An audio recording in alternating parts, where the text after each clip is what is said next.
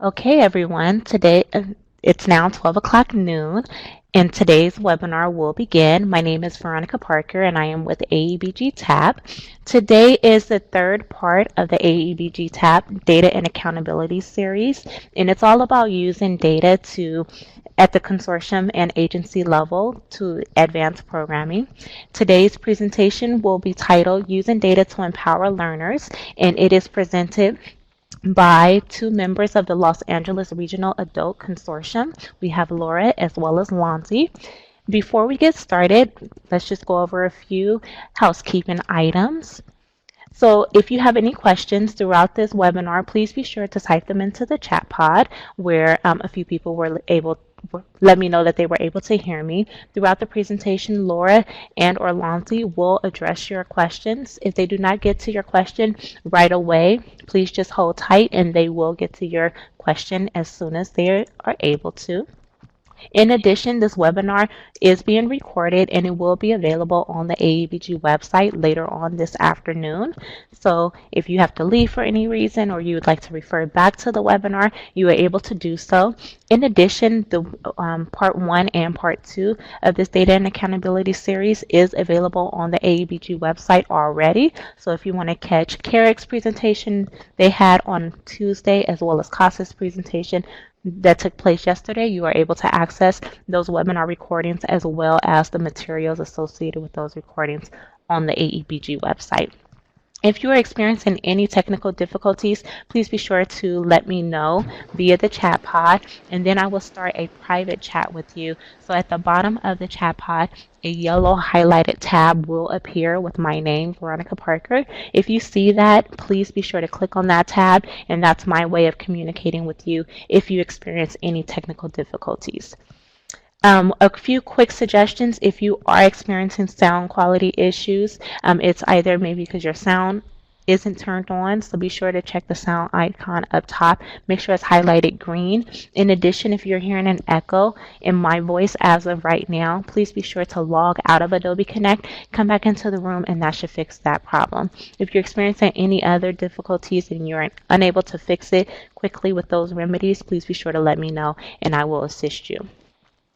Also, after this after this webinar, you will receive an evaluation. It will automatically appear on your screen. Please be sure to fill out this evaluation. It will be our way of letting Laura and Lonzy know what you thought of this webinar, as well as address any additional professional development or technical assistance needs you may have within your consortium or your agency. For those of you who are just joining, we do take attendance throughout this webinar, so please be sure to let us know if there are multiple people in the room with you so that we are able to account for everyone. Now I will turn it over to Laura and Lonzy, and they will begin today's presentation. Laura and Lonzy? Hi, good afternoon, everybody. My name's Laura Chartier, and I'm the coordinator for Program and Policy Development for the Division of Adult and Career Education, also known as DACE, for the Los Angeles Unified School District. All right, and this is Lancy Asturias. I am the project director for the Los Angeles Regional Adult Education Consortium. First of all, thank you, Veronica, for that nice introduction. Really appreciate it. We want to welcome all of the participants, and we are very excited to share the information that we have collected so far. From LARAEC's perspective, this is a project that LAUSD, Division of Adult and Career Education, has been working on for some time. We look at it as a pilot, and they are nice enough of sharing all of the information that they are collecting. We will extract best practices and try to implement as much of this as possible with the other member districts. For those of you who may not be as familiar with LARAEC, or the Los Angeles Regional Adult Education Consortium, just to give you a brief description, really we cover over 800 square miles, and we serve well over 100,000 students. We do have 5 member districts, which are Burbank, Culver City, Los Angeles, Montebello, and Montebello Unified School Districts. And we also have, as part of the consortium, the Los Angeles Community College District. Altogether, we have approximately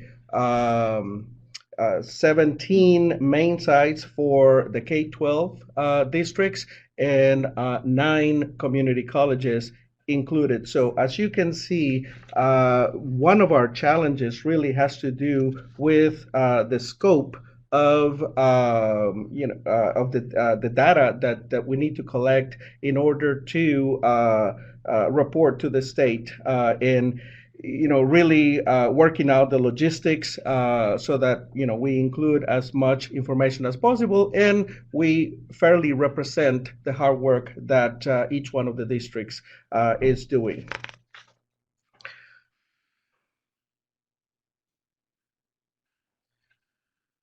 So all of the member districts of the consortium are already participating in WIOA.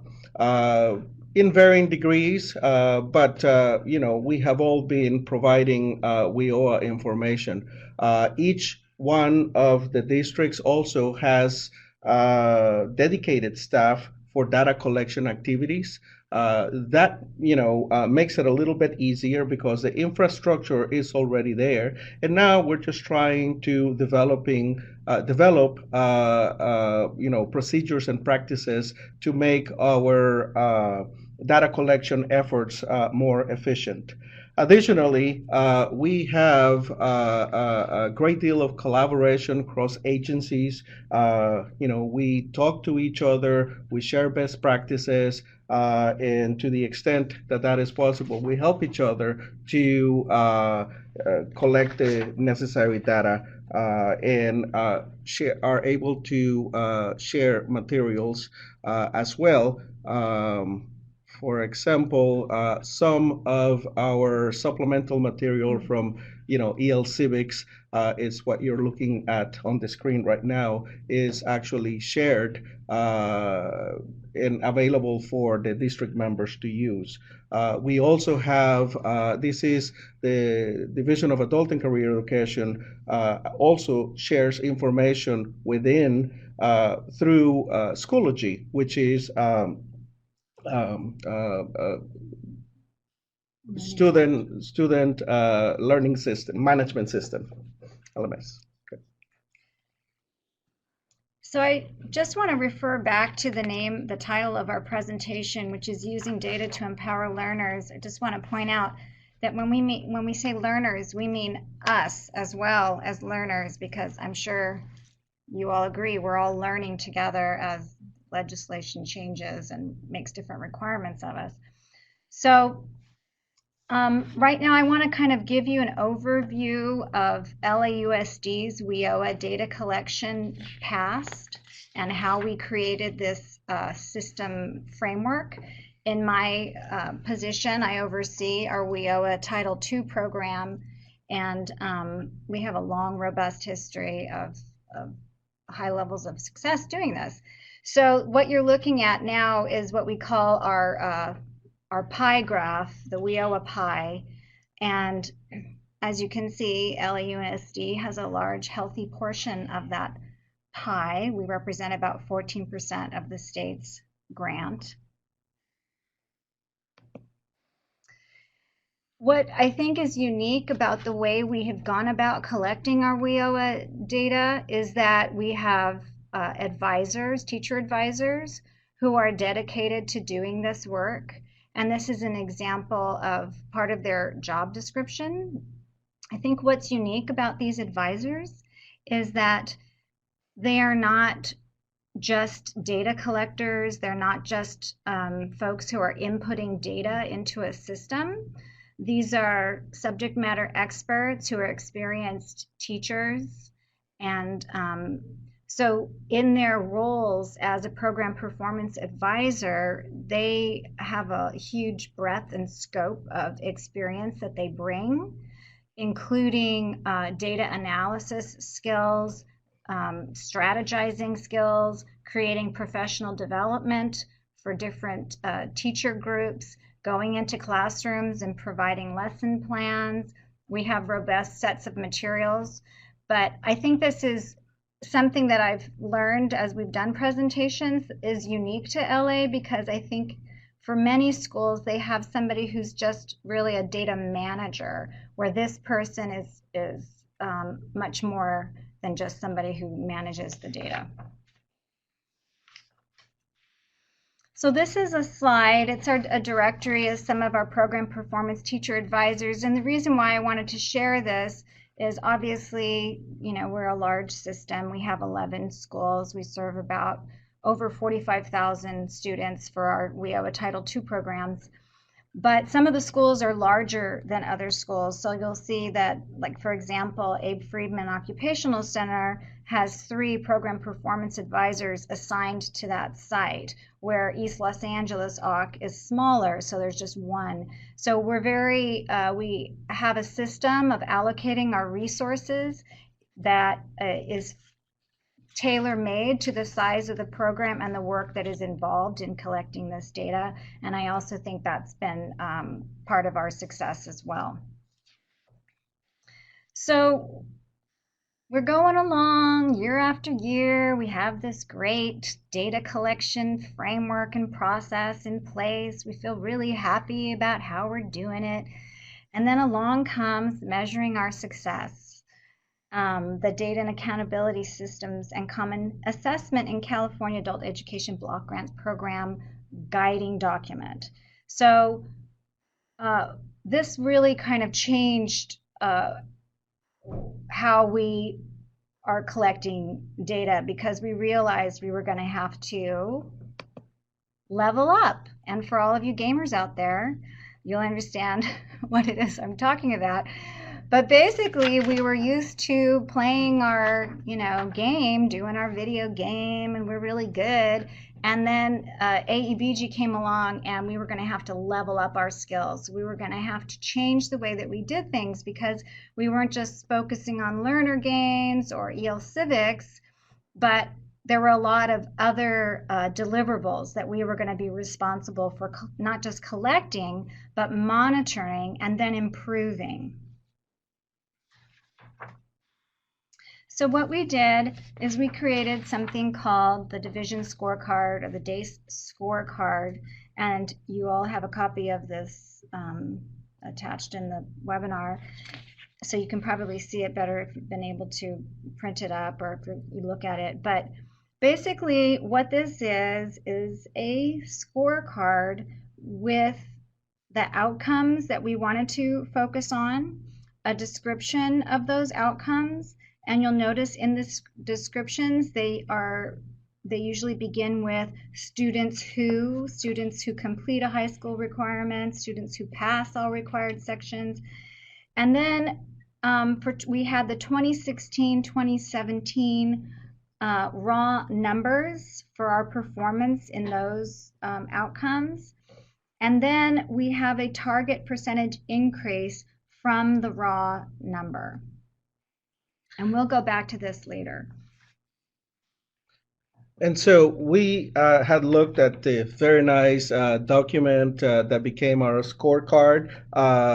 Making the sausage, however, was a really messy process, and simply because we really wanted to make sure that we included, everybody's input that had something to do with this data. Obviously, it has to be student-driven and outcomes-driven. Those are the 2 main concerns of measuring our success.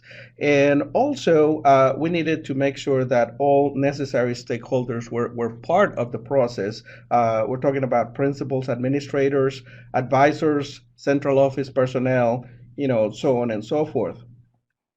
In addition to that, it took us a number of revisions. The data collection process, seemingly easy to do, really isn't when you begin to look at the information that you're collected and how useful that that information is to drive your decision making. And so we had to do a number of reviews and refinements so that we could then, produce the data that we needed to meet the requirements of the grant of AEBG, so that we could account for system limitations.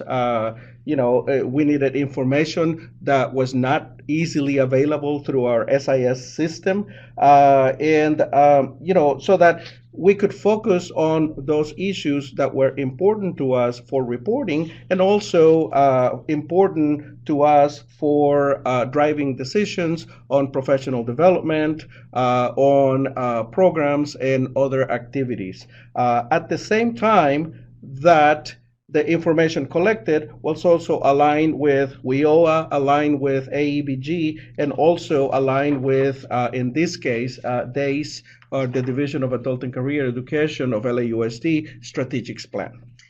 I think this is a good time for us to take a look at the poll information.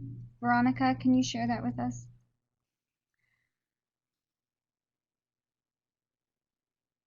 So most of the folks on the call today are folks who are data managers or TE users.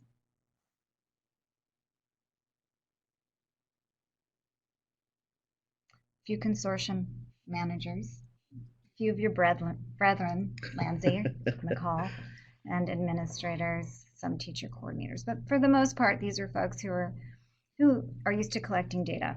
Good, that's great.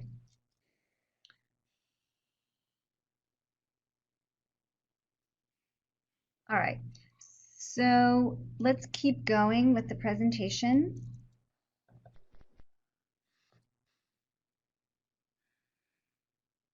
There we are. So I also want to just chime in here with how the scorecard was developed. Originally, we had about 30 different outcomes. So everybody wanted to collect many, many things. And so it was a process of eliminating and then convincing folks that we needed to eliminate certain items from the scorecard.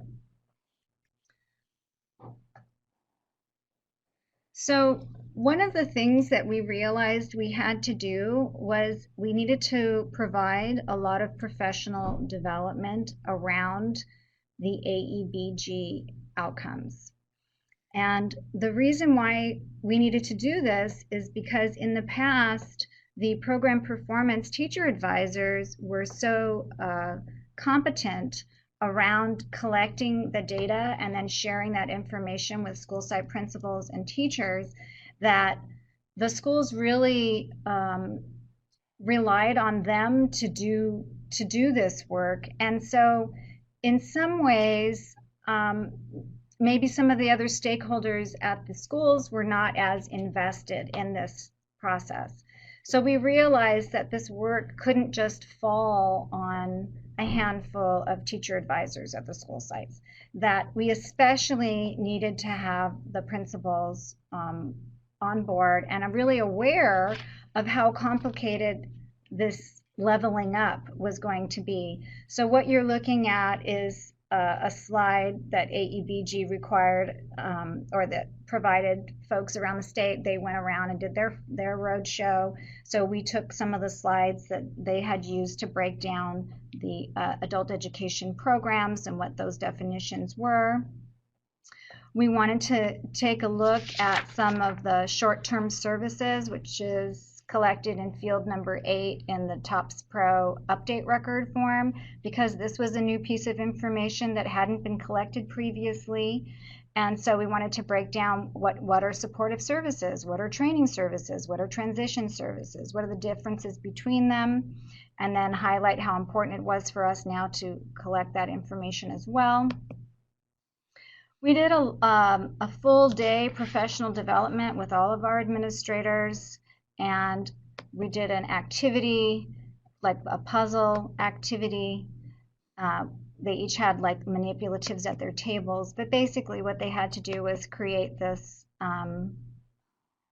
fill in the blank with what is a learning gain, what is a high school diploma, what is a post-secondary. So we were trying to build understanding and capacity around what the AEBG outcomes were. And of course, we needed folks to see what bubbles would need to be bubbled on the update record in order to help us to track those AEBG outcomes. So this is a view of the update record and some samples of what you would bubble for transition, wages, employment, etc. And so when we look at the scorecard, really what we're describing is an institutional change on how we look at data, right? Because there's a lot of new data points that needed to be collected, and we needed to fit that into our systems for collecting that data, including all the stakeholders, so that everyone is aware that everybody has an effect on the data that is being collected. The scorecard that you saw earlier, the document with the yellow lines, that is a public-facing document. So we collect data from many sources and from all schools, roll it up into the scorecard, and so then we have about 10 or 11 elements that then describe how the Division of Adult and Career Education is doing in terms of some of the major items noted in there, right? And all of this information, along with some of the information that goes into making the scorecard, help us to monitor progress. You know, how well are we serving our students? Our students completing their training? Our students transferring to other programs? Are our students ending up in employment? Are their wages increasing? So on and so forth. So all of that informs the activities that we do at our schools, and also drives professional development, right? You know, it helps us identify those areas in which we may not be doing very well, and either for our teachers or for our staff, so that we can better collect data and reflect the hard work that is taking place at each one of the classrooms, or so that we can help our students achieve the goals that they would like to achieve. So here we are back at with the division scorecard. Do we want to ask if they have questions, if they wanted to type in? Sure. So I don't know if you can, if you have any questions now that we've been talking a little bit about the scorecard. If you'd like to type in any questions you have about this, we can answer them for you. One of the highlights about the scorecard that we would like to make before we move on to the next item is, you can see all the way to the right-hand side, the far column, are the target percent increases for. This is for the entire Division of Adult and Career Education. And then basically this is our goals, so that we can continually improve on the processes that we have.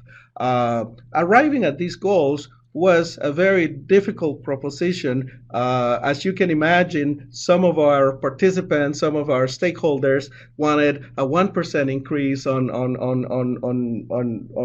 one item. Others felt so confident that they could achieve 100% increase. And so there was a lot of negotiation taking place to goals that were reasonable and that were accomplishable, right? Because it's always important to have goals that we can meet, but that are also a challenge, so that we can continually improve our process. Mm-hmm. Yep. Well, and also, let me just say, what's not included on this division scorecard is that it's updated quarterly, so we can see how we're doing towards meeting the goals.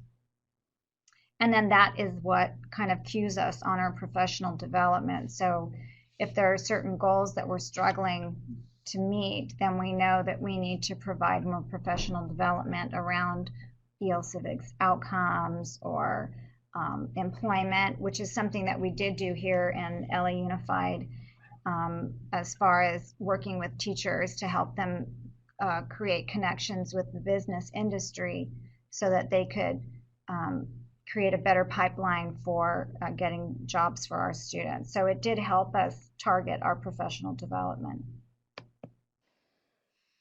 The other thing that we created to support the scorecard, the division scorecard, is an advisor scorecard. So there are different advisor groups within the Division of Adult and Career Education. So we'll have like an ESL advisor, a pathway advisor, or an academic pathway advisor, a career technical education pathway advisor.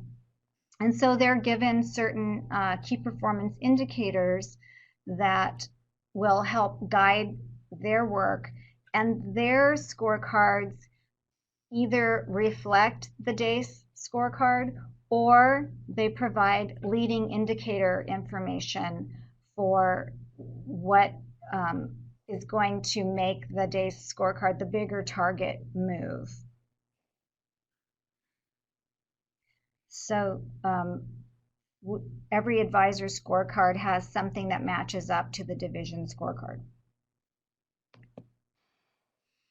The other thing is that we're doing is we're aligning the scorecard with the program year reporting deliverables. So, for example, the first quarter is July 1st through September 30th, and the reporting deadline is October 31st. So then the Q1 information would be attached to the scorecard after that reporting deadline.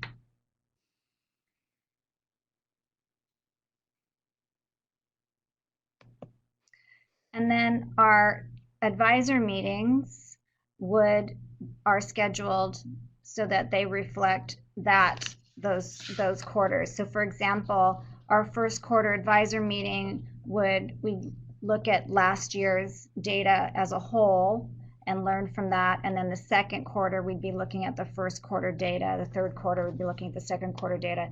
So throughout the year, we're monitoring our progress. So for example,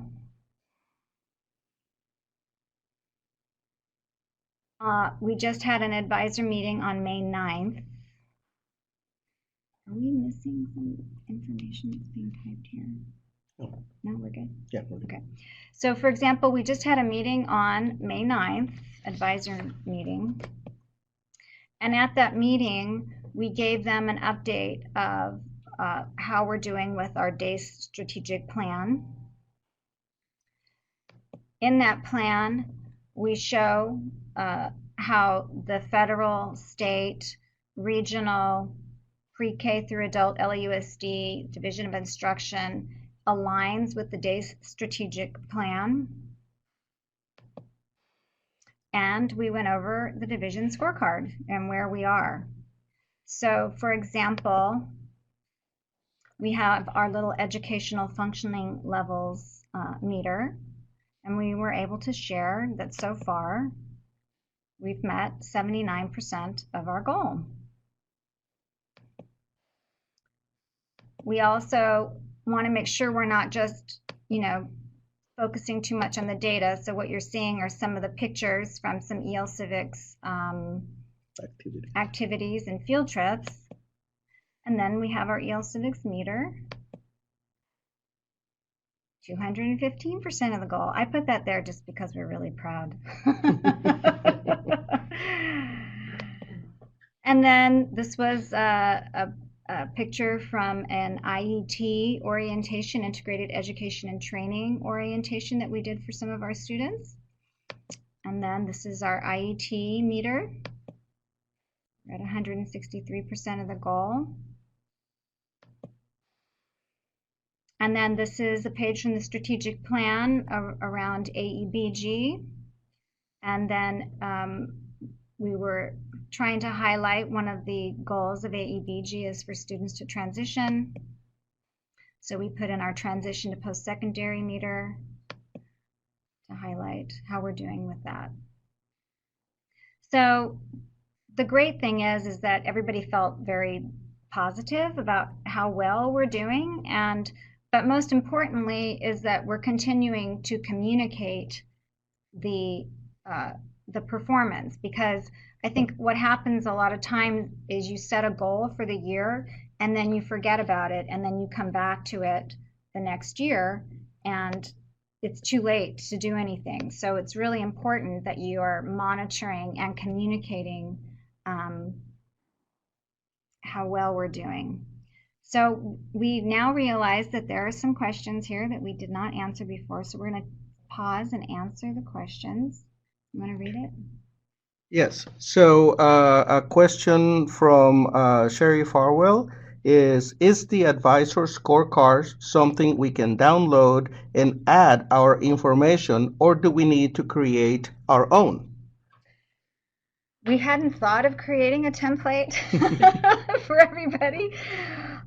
So I think you would probably have to create your own. Right, exactly. We'll be happy to share the original document, the Word document, so that you can easily remove the information that we have in there and add yours to make it a little bit easier, as opposed to just sharing a PDF. Okay.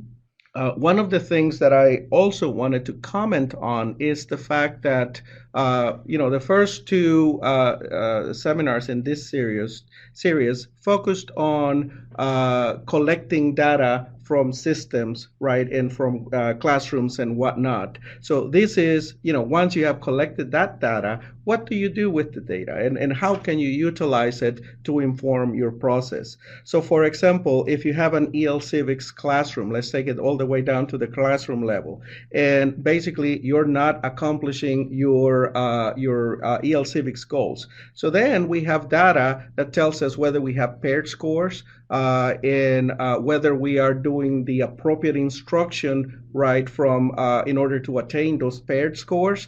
In addition to that, we have data telling us whether the tests from EL Civics are being completed and whether students are being successful in the completion of those tests. And all that together, informs us as to where the disconnect is, right? Do we need the teacher to do additional instruction? Do we need additional data to be collected? And that's very helpful so that we can target solutions more precisely, as opposed to trying to, go through the entire process and